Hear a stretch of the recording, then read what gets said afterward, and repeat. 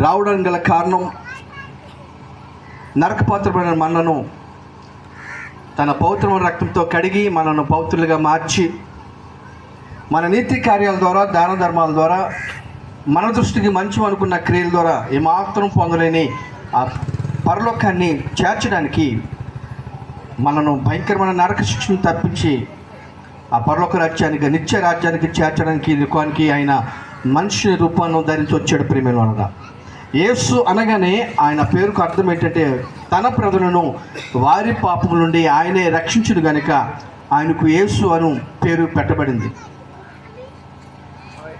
ఎంతోమంది ఈ లోకంలో అవతార పురుషులని దేవుళ్ళని పూజలు అందుకుంటున్న వారు ఎవరు ఉన్నారు, కానీ ఒకే ఒక రక్షకుడు యేసు మాత్రమే. ఆయన తప్ప మరొక రక్షకుడు లేడు ప్రియమైనవారా. అందుకనే ఆ రక్షకుని చేత రక్షించబడిన ఆ సంతోషాన్ని మేము కూడా మీ కొరకు ప్రకటించడానికి లోకానికి మరి ఆయన తరపున మేము వచ్చాం ప్రియమైనవారా.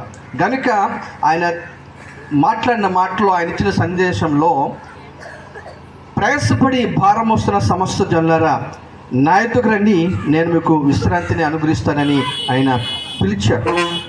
ఈరోజు కోట్లు ఆస్తులు సంపాదించినా, ఎన్ని మేడమిద్దలు కలిగి ఉన్నా, ఎంత బంగారం కలిగి ఉన్నా, ఈరోజు మనుషులకు కొదవైంది ఏంటంటే శాంతి, సమాధానము, నెమ్మది.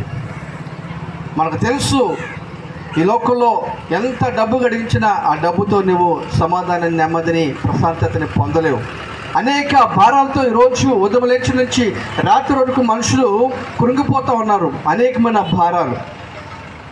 అయితే వాటన్నిటిని మించిన భారము పాప భారము, శాప భారం ప్రేమ. ఆ భారాన్ని మీకు తొలగించి నేనిచ్చే శాంతిని, నెమ్మదిని మీరు పొందాలంటే నా యొద్దకు రండి ఆయన పిలుస్తున్నాడు ప్రేమ. కనుక ప్రేమతో దినమెల్లా చేతులు చాపి బూదిగంత నివాసులారా నా వైపు చూచి రక్షణ పొందండి ఆయన దినమెల్లా ప్రేమతో చేతులు చాచి పిలుస్తున్నాడు. కారణం ఆయన వద్దనే మన ఆత్మలకు రక్షణ ఉంది, ఆయన వద్దనే మన జీవితంలో ఎదురవుతున్న ప్రతి ప్రశ్నకు సమాధానం ఉంది, ఆయన వద్దనే మనం కోరుకుని ఎక్కడెక్కడికో పరుగులు పెడుతున్నాం. ఆ గొప్ప నెమ్మది, ఆ రక్షణ ఆనందం ఆయన సన్నిధిలోనే ఆయన వద్దనే ఉంది ప్రియమైనవారా. కనుక ప్రయాసపడి భారం వస్తున్న సమస్త జనులారా నా దగ్గరకు రండి అని ఆయన పిలుస్తున్నాడు. ఈరోజు ఏ భారంతో నువ్వు కృంగిపోతున్నావు? ఎవరికి చెప్పుకోలేని బాధలతో సతమతం అవుతున్నావా? అనేక సమస్యలతో నీ బుర్రంతా ఏం చేయాలో తెలియని పరిస్థితుల్లో, దిక్కుతోచని పరిస్థితుల్లో ఉన్నావా? నీ కష్టాన్ని తీర్చే నాదుడే లేడా? నీ వ్యాధిని తగ్గించే డాక్టరే లేడా? నీ సమస్యలకు, నీ ప్రశ్నలకు సమాధానం చెప్పలేని మనుషుడు ఎవరు లేడా? ఇదిగో ఒకే ఒక ప్రేమ కలిగిన దేవుడు నిన్ను ప్రేమతో పిలుస్తున్నాడు. ఆయన స్వరాన్ని విని ఆయనకు అప్పగించుకుంటే చాలు, నీ సమస్యను ఆయన చేతిలో పెడితే చాలు, నీకు గొప్ప నెమ్మదిని ఆయన ఇవ్వడానికి సిద్ధంగా ఉన్నాడు ప్రియమైనవారా. గనుక ప్రేమతో పిలుస్తున్నాడు ఆయన. కనుక ఈ వార్తను తెలియని ప్రజలకు చెప్పమని ఆయన తెలియజేశాడు. కనుక ఈ సువార్తను మీ కొరకు తీసుకురావడానికి మీ మధ్యకు వచ్చాం ప్రియమైనవారా. ఈ లోకంలో ఎంతకాలం ఉంటామో మనకు తెలియదు. నిన్నటికి నిన్న కూడా ఒంగోలు పరిసర ప్రాంతాల్లో భూమి కంపించిందని ఈరోజు నేను న్యూస్లో విన్నా. భూమి కంపిస్తూ ఉంది, రాజ్యం మీదకి రాజ్యాలు యుద్ధాలు చేస్తున్నాయి, అనేకుల ప్రేమ చల్లారిపోతుంది, పాపం మితిమీరిపోతూ ఉంది. ఇవన్నీ కూడా యేసు రెండోసారి రావడానికి సూచనలు అని ఆయన బ్రతికున్న దినాల్లోనే ముందుగా తెలియచేయడం చూస్తున్నాం. క్రిస్మస్ పర్వదినాన ఆయన మొదటిసారి వచ్చింది పాపను రక్షించడం కొరకు. 2024 సంవత్సరాలు అయిపోయింది.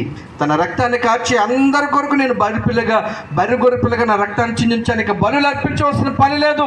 కేవలం యేసు నామంలో నువ్వు పాపనని ఒప్పుకుంటే చాలు, నీ హృదయాన్ని దేవునికి అప్పగిస్తే చాలు, ఆయన తన రక్తంతో కడిగి నేను బిడ్డగా స్వీకరిస్తాడు. అయితే ఇప్పుడు ఏ దినాల్లో ఉన్నామంటే యేసుక్రీస్తు త్వరలో మరలా మధ్యాకాశానికి రాబోతున్నాడు. ఎవరి కోసం అంటే ఎవరైతే యేసు రక్షకుడని తెలుసుకున్నారో, వారి పాపాన్ని విడిచిపెట్టారో, ఆ నిజ దేవుణ్ణి అనుసరించడానికి తమ జీవితాన్ని సమర్పించుకున్నారో వారిని తీసుకుని ఆ పరలోకానికి తీసుకెళ్ళడానికి రాబోతున్న దినాలు ఉన్నాడు. అయితే ఆయన రాబోతున్న దినాల్లో సూచనలు ఆయన తెలియజేశారు ప్రియమైనవారా. ఆ సూచనలు నెరవేరుతున్న దినాల్లో మనం ముందున్నాం. భయంకరమైన భూకంపాలు, సునామీలు, తెగుళ్ళు, రాజ్యాల మీద యుద్ధం, కుటుంబాల్లో అనేకమైన అశాంతి, నెమ్మది లేని పరిస్థితి, ఇవన్నీ ఆయన రెండోసారి రాబోతున్నాడు అనడానికి సూచనలని చాలా క్లియర్గా చెప్పారు. ఆ దినాల్లో ఉన్నాం కనుక ఆలస్యం తెలియడానికి లేదు. మనం యేసును అంగీకరించడానికి వాయిదా వేసే దినాల లేదు. దేవుని వాక్యం చెప్తా ఉంది, ఇదే అనుకూల సమయం, ఇదే రక్షణ దినము, నేడే రక్షణ దినము. రేపేం సంభవిస్తుందో మనకు తెలియదు. మన జీవం ఏర్పడింది ఇంతలో కానబడి అంతలో మాయమైపోయి ఆవిరి పడింది ప్రియమైనవారా. కనుక నేడన్న దినము మన చేతిలో ఉండగానే ఆ యేసుకి మన జీవితాన్ని అప్పగించుకుందాం, ఆయన గురించి ప్రకటన చేద్దాం. దేవుడి మాటలు మన హృదయంలో ఫలింపజేసి నడిపించును గాక.